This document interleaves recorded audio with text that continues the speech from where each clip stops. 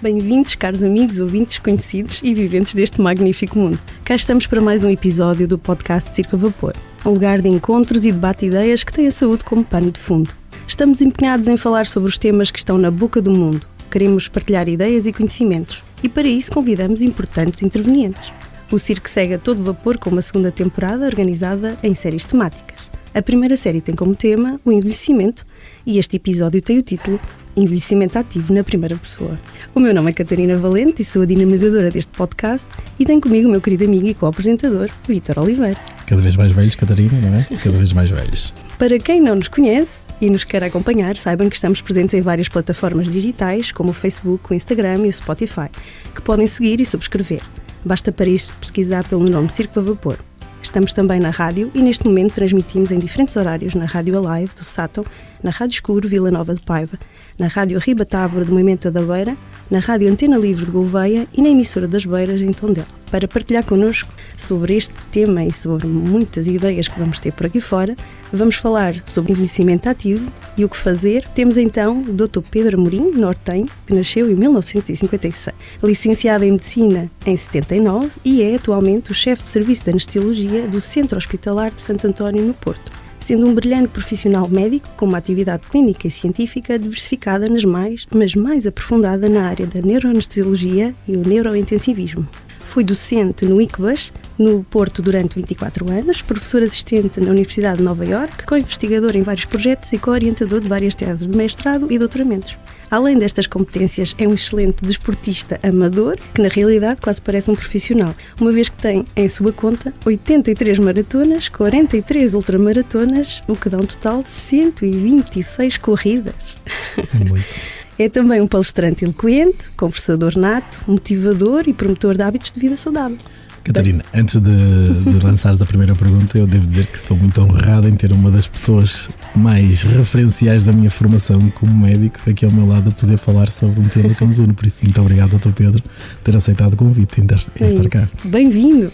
Para mim é um gosto, ainda por cima, estar aqui em Viseu, uma cidade com muito carisma, e aproveito para passar um dia em Viseu e a conhecer também as coisas boas da cidade. E obrigado pelo convite, é um gosto. Bem, a verdade é que nós temos aqui o pontapé de saída, nós queremos muito falar sobre o envelhecimento ativo, o que é isto, como é que se processa, não é? A OMS em 2020 diz-nos que o envelhecimento ativo lançou uma década de 2021 a 2030 para focar mesmo nesta temática e para nos poder chamar a atenção a todos, não é? Para este princípio. Como é que se faz isto na ótica de alguém que já viveu tanto e tem uma experiência de vida tão longa? Eu acho que o envelhecimento ativo tem que começar numa fase muito precoce da vida, e algo que faz falta na juventude é a percepção do que vai acontecer ao corpo e à mente com o avançar da idade. E o mais importante é começar muito cedo a ter uma vida ativa do ponto de vista físico, ativa do ponto de vista mental, para depois ir mantendo essa atividade e, sobretudo, aprendendo a adaptar esse estilo de vida ativo às capacidades do corpo, porque quer o corpo, quer a mente vão perdendo algumas capacidades e não podemos viver acreditando que nos vamos manter jovens, que vamos ser capazes de ter o mesmo desempenho ao longo das décadas. E muitas vezes pessoas que foram ativas numa fase precoce da vida deixam de o ser porque não sabem lidar com esta perda de velocidade, a perda de capacidade num jogo de futebol, ou numa corrida, ou em qualquer outro desempenho físico. Quando é que se consciencializou dessa necessidade e o que é que fez para se ir adaptando? Em que idade? Uma pergunta muito concreta.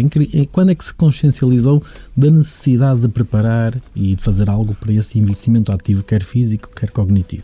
Bem, eu tive a sorte de ter um pai que era um desportista amador, polivalente, e E no tempo em que eu era criança, que foi há 60 e bastantes anos, nós passávamos a vida fora de casa, na rua, na brincadeira e éramos muito ativos como crianças, éramos muito ativos como adolescentes. O meu pai motivava-nos muito para vários tipos de desportos, de acordo com a nossa idade.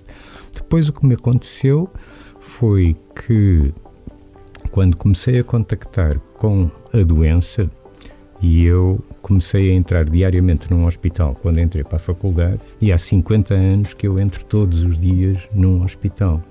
E tive, desde o início, a percepção de que muitas das doenças que afligem hoje a sociedade seriam evitadas com hábitos de vida saudáveis. E aqui não falo apenas de atividade física, falo também da alimentação, falo do descanso, falo da vida em sociedade. É muito importante socializarmos, é muito importante darmos-nos para a saúde mental. Sim. De maneira que tive a sorte, por um lado, de ter vivido uma infância que a maior parte das crianças hoje não vivem, que é uma infância ativa. Fisicamente ativa. Tivemos a sorte de não ter telemóveis, nem computadores, nem bicicletas elétricas, nem carrinhos elétricos, e gastávamos de facto bastante energia. Não é? Tudo criado quase. Depois tive a sorte de não foi uma sorte, foi uma opção de vida. Não era o curso que eu queria tirar, não era medicina, nem de perto nem de longe. Não sabia disso. Não, eu fazia muita impressão, sangue. A primeira cirurgia que vi no 3º ano da faculdade, desmaiei. Para mim foi um esforço grande ir para a medicina, mas naquela altura, foi antes do 25 de Abril, tínhamos um país, como sabem, um país pobre, um país com muito atraso, um país com uma população muito carente, não havia Serviço Nacional de Saúde. Pois foi criado em 79. E foi criado quando eu acabei a faculdade, mas estou a falar de quando optei por medicina. E optei por medicina foi uma espécie de um sacrifício que eu realmente fiz. Quase missão. Com o sentido de missão, com o sentido de estudar e adquirir uma competência que me permitisse ser útil. E, de facto, continua a ser assim. Claro. Embora... Mas voltando um bocadinho à pergunta inicial, não passou por aquela fase do todo-poderoso que nós passamos todos, nós até aos 20, 30 anos, bebemos, fumamos, vamos para as tainadas, essa fase também a passou ou já não, ou estava consciente, aos 20 estava consciente? Essa não a passei por outro motivo que não tem nada a ver com o convite que me fizeram para estar aqui hoje, mas tem a ver com o facto de eu ter começado a ter consciência como adolescente. Eu nasci 10 anos depois do fim da Guerra Mundial. Eu passei a minha infância a ouvir contar histórias da guerra, histórias muito mais dramáticas do que as histórias que agora ouvimos da Ucrânia ou de Israel. E aí o que tinha sido uma ameaça era uma ditadura, o nazismo, etc.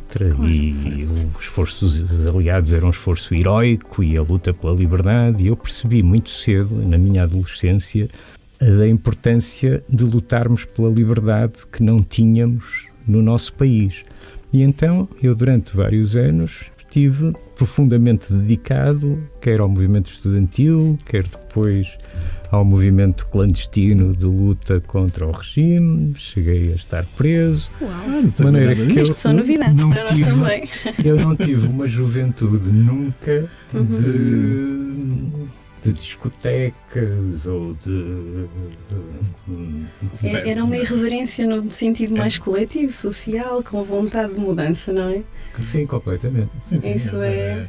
Mas sim, mas essa é a imagem que nós temos. Eu não era nascido nesse ano, mas era de ver as pessoas a fumar na televisão a seguir à Revolução, não era? Por isso, agora fazendo a ponte para a parte física, não é? O não ter, ou ter estado envolvido nesses movimentos de luta pela liberdade, que é coisa que eu não fazia ideia, fico muito contente em saber, não necessariamente implica que as pessoas não estivessem sujeitas à sensação de poderio físico e quase nós somos anestesistas, nós trabalhamos até tarde, nós achamos que aguentamos noitadas atrás de noitadas e que no dia a seguir com 2 horas de sono conseguimos estar outra vez prontos. E a minha pergunta era: quando é que se sente quando é que sentiu e quando é que achou que tinha que tomar, contrariar isso, descansando mais, praticando exercício físico, melhorando a alimentação, quando é que isso... Bem, isso aconteceu numa altura em que eu gostava de praticar diferentes desportos, nunca fui... Quais é que praticavas? O primeiro que pratiquei federado foi xadrez. Isso é muito interessante, mas eu vou-vos fazer aqui só a ponto do... em 2009 decidiram, um investigador da National Geographic fez o elencar das zonas azuis. Não sei se vocês já viram que é as zonas onde as pessoas têm mais vida, mas vida com qualidade. E identificaram uma série de lugares no mundo em que essas pessoas têm mesmo isso. E um dos princípios, estava a falar da questão mental e é muito curioso, porque o que eles identificam os princípios era mover-se de forma saudável, portanto tem uma rotina, tem uma atividade física, depois tem um propósito, e isso é muito curioso, tem um propósito de vida, uma coisa que os leva para além de... objetivo. Certo. Abrandar, tem um ritmo mais lento em termos do stress, a regra dos 80%, ou seja, não comem mais do que 80%, isto vem lá do Japão. Não comem mais do que 80%? Não se saciam até abarrotar, certo. Assim podemos falar. E têm também, bebem moderadamente, uns copinhos, também importante. Tem uma tribo certa, e eu acho isto curioso, a tribo certa. E uma das coisas é também que participam em cerimónias de culto na comunidade, de certo modo mantêm envolvidos e colocam em primeiro os que amam. E isto tudo garante-lhes as zonas azuis. E eu pergunto-lhe, esta é a minha pergunta a seguir, como é que está este propósito de se tornar uma pessoa azul? Bem, é sobretudo, talvez este último aspecto que referiu, do relacionamento com os outros, da vida em comunidade e de procurar ser útil e ajudar.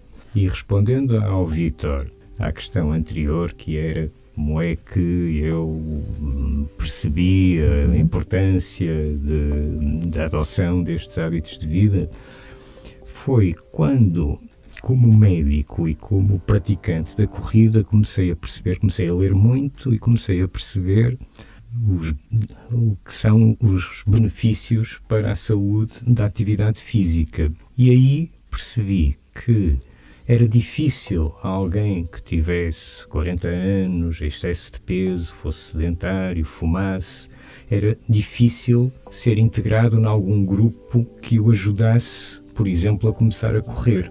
Os clubes que existiam eram clubes que só pretendiam ter quem corresse rápido.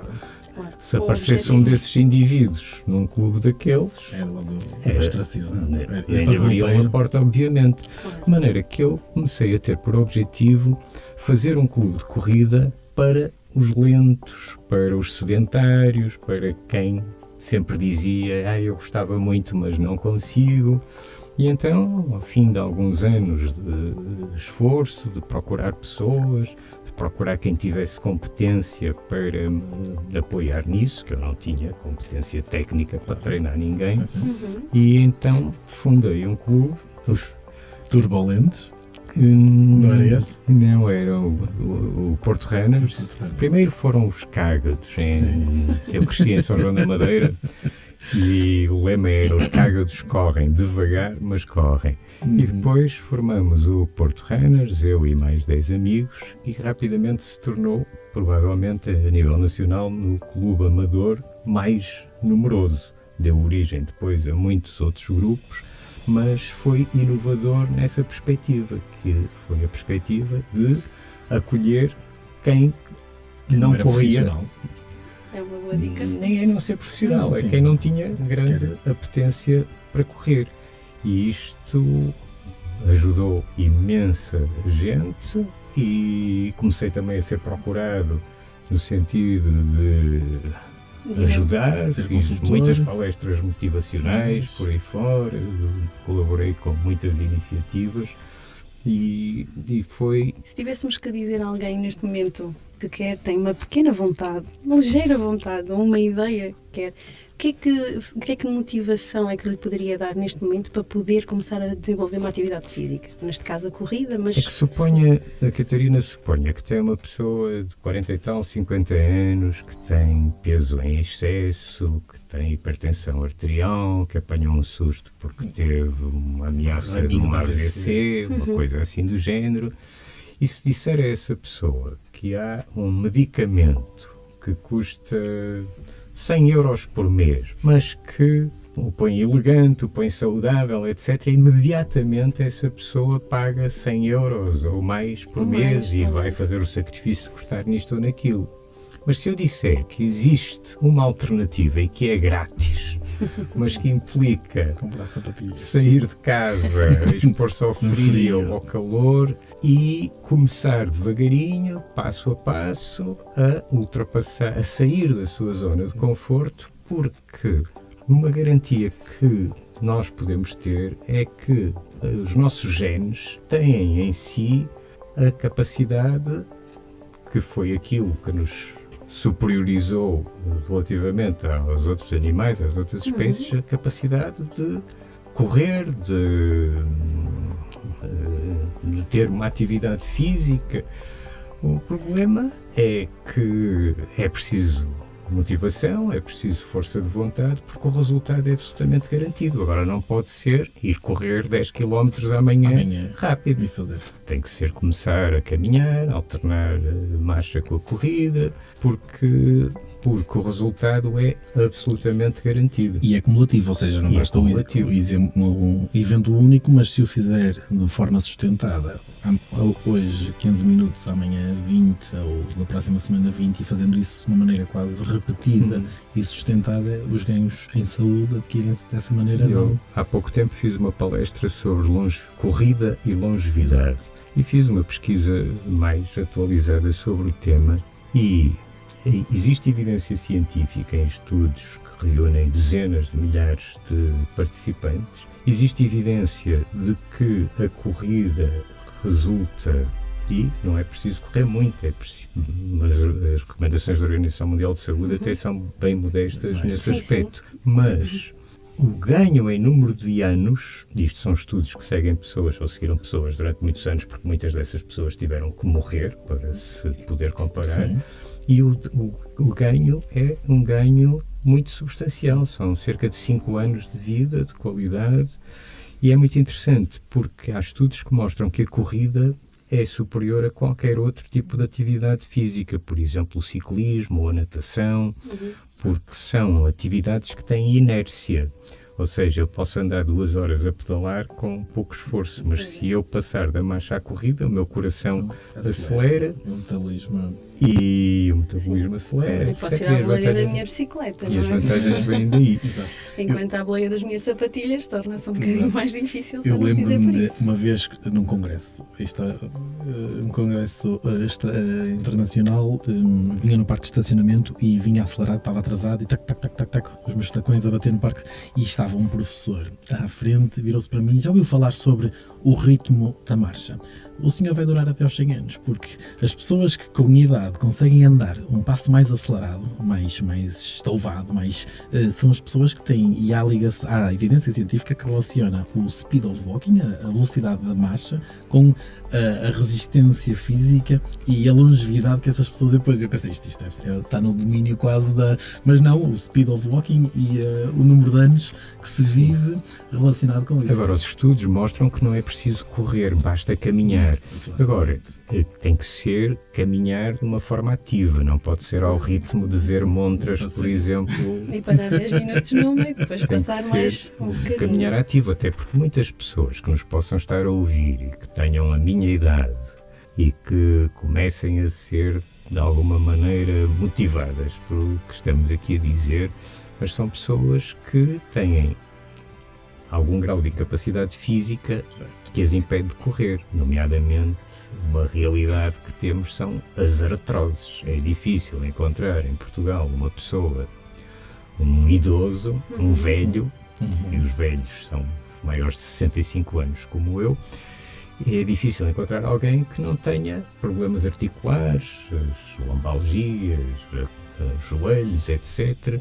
Porquê? Porque são pessoas que não tiveram uma infância ou uma adolescência como os jovens de hoje, que estão confortáveis no seu sofá, com o seu tablet ou telemóvel na mão. Não, são pessoas que, na maioria dos casos, começaram a trabalhar na infância, certo, que saíram da escola aos 10 anos para trabalhar, trabalhos físicos, uma alimentação que não tem nada a ver com a alimentação de hoje. Era um país muito pobre, não havia Serviço Nacional de Saúde, não havia Segurança Social, não havia nenhum tipo de apoios, e as pessoas viviam em casas que eram muito frias no inverno, tinham que fazer esforços consideráveis, de maneira que quem tem hoje 70 anos em Portugal, a maioria das pessoas, infelizmente, tem no corpo marcas muito grandes, as mazelas de uma vida que foi uma vida dura. De fazer qualquer tipo de movimento e de os levar a fazer algum exercício, mesmo que seja mais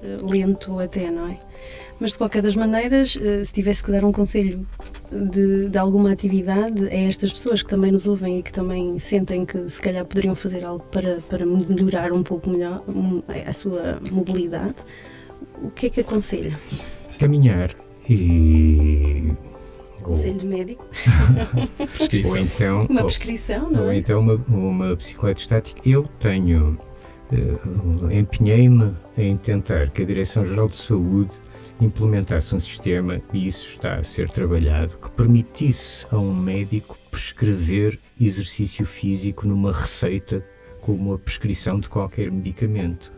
O problema é que, para a maioria dos portugueses, se eu prescrever exercício físico, eles não podem ir a um ginásio e contratar um PT e ter um PT que é um treinador pessoal e terem um acompanhamento. São pessoas que não têm condições económicas para isso. De maneira que o que haveria a fazer seria as autarquias proporcionarem esse acompanhamento a pessoas que tivessem essa prescrição médica. Isso é interessantíssimo. Isso pode ser implementado através de um programa que é o Programa Nacional de Marcha e Corrida, que é um programa que nasceu na Faculdade de Desporto da Universidade do Porto e que já se... Isso é uma ideia interessantíssima. Isso é... Eu gostaria de o tempo também, como vai escasseando, de falar outra dimensão. Dr. Pedro é médico anestesista, tem 67 anos, quase 68. A pergunta que lhe queria colocar: até que idade é que pretende trabalhar como anestesista, como médico no Hospital de Santo António? No sistema público, onde eu trabalhei toda a vida, é onde trabalho, não se pode continuar a trabalhar para além dos 60 anos. Eu já podia ter-me reformado há 1 ano e tal, não o fiz porque acho que continua a ser benéfico trabalhar e ter no dia-a-dia os desafios que trabalhar nesta área representa, mas também tenho consciência de que com a idade a nossa capacidade não é a mesma. E eu começo a perceber que se calhar é mais útil eu reduzir a atividade, parar seria pior, de maneira que eu estou a pensar, a partir do início do próximo ano, ver se consigo um contrato no hospital para trabalhar 2 dias por semana, naquele ambiente que é o meu ambiente, e com a presença de jovens. Uma transição. E fazer uma transição. Uma transição também tão boa para a pessoa como tão boa para o Sistema Nacional de Saúde, que também vai ficar com os conhecimentos, com o legado e com essa segurança, porque as pessoas que estão, e isto a propósito, nós somos profissionais de saúde, temos esta vertente de termos pessoas mais velhas que nos dão uma segurança que os mais novos têm fôlego e os mais velhos têm esta segurança, e isso será uma transição interessante até a pensarmos para as nossas instituições. Esse é o modelo. O SNS existe essa transição, passagem de conhecimentos de gerações diferentes. Mas em que é que sente que Eu lembro-me de falarmos em off, não é? Que quando deixou de fazer noites, os anestesistas muitas vezes têm que fazer noites, que os seus tempos de maratona melhoraram, não é? O esforço físico que Eu fiz urgências semanais de 24 horas até há 1 ano e pouco, até aos 66 anos e qualquer coisa. E fazia de uma forma empenhada, fazia porque achava que era útil para as equipas terem pessoas experientes. Por exemplo, durante o Covid eu já tinha mais de 60 anos e a decisão no hospital foi que quem tinha mais de 60 anos e era mais vulnerável ao Covid não trabalharia. Eu fiz questão de continuar a trabalhar e de fazer urgências e, como sabem, a anestesiologia esteve na linha da frente e de maneira que fazia estas noites, uma vez por semana, de uma forma empenhada. E achava que tinha uma boa resistência física para isso. Só depois de ter parado, e parei sobretudo por causa da disfuncionalidade que, entretanto, começou a rodear todo este ambiente, mas isso é outro tema, e só passado alguns meses é que eu percebi o benefício que estava a obter. E depois quis quantificar isso, porque eu tinha a percepção de que tinha rejuvenescido. Então fui ver os meus tempos da maratona e vi que eles, ao longo dos anos, estavam sempre a aumentar, até que de repente eu passei a conseguir fazer uma maratona no tempo em que fazia uma maratona há 7 anos atrás, de maneira que tenho essa métrica que me permite dizer que realmente o descanso tem uma repercussão muito importante, de maneira que é o descanso, é a alimentação saudável, é a atividade física e é a atividade mental.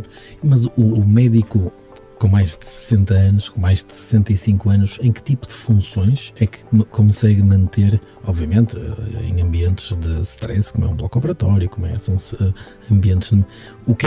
Qual é o valor que sente que pode aportar nesta fase da vida, nesta fase em que está de contributo, para além do que já falamos, do legado e do ensino para os mais novos? Ora bem, correndo o risco de uma falsa modéstia, o que eu tenho percebido é que, quer da parte dos médicos mais jovens e da parte dos doentes, há uma receptividade muito grande. As pessoas sentem-se mais seguras se tiverem ali alguém a quem já aconteceu tudo, basicamente. Eu há uns anos, a esta parte, comecei a perceber que quando eu dizia, por exemplo, aos familiares dos doentes, a maior parte dos nossos doentes são idosos, 2 milhões de portugueses são idosos, e muitas vezes o meu contacto com filhos de doentes é através do telefone. E eu tenho cuidado na conversa há sempre uns pontos de afinidade, e eu digo, por exemplo, já tenho um filho de 46 anos, e as pessoas então percebem qual é a minha idade, e eu percebo que ficam muito mais tranquilas. Porque segurança, não é? Da questão do que eu digo e é interessante porque poder-se-ia pensar que alguém doente receasse que o médico seja uma pessoa idosa e preferisse alguém mais novo, mas parece-me que é precisamente o contrário. Então, essa patina, essa carga de senioridade que ajuda na comunicação. Eu arriscaria dizer outra coisa, que é o sentido de pertença institucional, que numa fase em que estamos, em que há muita litigância dos profissionais de saúde com o pertencer ao SNS e pertencer a um hospital público, ter exemplos. Sim, eu não me arrependo nunca da opção que fiz. A minha especialidade é uma especialidade em que sempre houve muita facilidade em sair para o privado e posso dizer a palavra enriquecer, mas a minha opção não foi essa, em linha com o que foram as minhas lutas na juventude, e considero-me também um lutador pelo Serviço Nacional de Saúde. Acho que não podemos atirar a toalha ao chão, estamos a passar momentos difíceis. Há crises vagas que vão e vêm e que mas também equilibrar. Acho que os médicos com mais idade são mais adequados a tratar das pessoas com mais idade, porque hoje alguém com 70 anos é quase um estranho para um jovem. Hoje vive-se preocupado com o futuro, toda a gente está preocupada com o futuro, sempre a ver o que é que vai acontecer, ou com o presente ou com o futuro, o que é que aconteceu, as desgraças, etc. Sim. E o interesse pelo passado é reduzido. As narrativas perdem-se, deixa de se ouvir as histórias dos avós, porque vai-se ao telemóvel ver a última desgraça que aconteceu, e hoje as pessoas mais jovens dificilmente se relacionam com alguém que teve uma profissão que eles não fazem a mínima ideia qual é. E eu pergunto aos meus jovens médicos que foram falar com um doente, então qual é a profissão?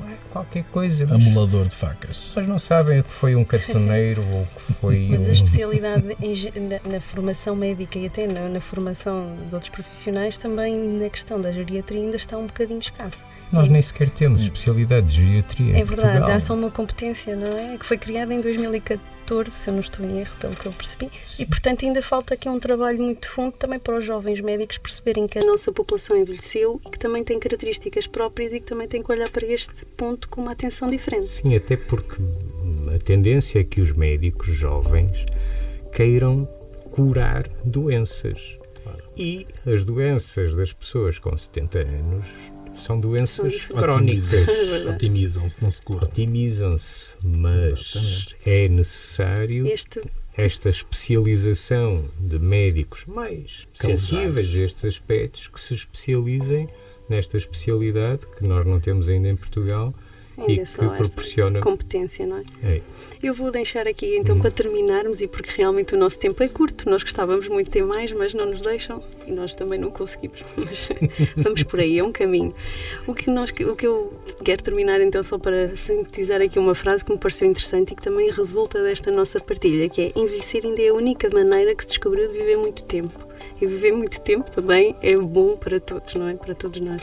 Portanto, esta é a partilha que eu queria deixar, e obrigada por ter partilhado connosco a sua experiência de vida, o seu carisma e a vontade que tem para nos mostrar que o envelhecimento ativo é muito possível e nós podemos começar quando quisermos. E a receita é simples. E os custos para o próprio são reduzidos, e então para a sociedade os gastos são baixíssimos. Mínimos. Fantástico. Foi, muito obrigado, soube mesmo pouco. Muito obrigado, obrigado por este testemunho, por esta. Obrigado, Catarina. Obrigada a todos. Este é o podcast do Círculo de Vapor, o podcast de conversas soltas sobre o mundo da saúde. Se gostam do nosso trabalho, partilhem e divulguem para os vossos amigos. Não se esqueçam de ir até ao YouTube, Facebook e ao Instagram e subscreverem as nossas redes sociais. Cliquem no sininho para receberem sempre em primeira mão todas as novidades.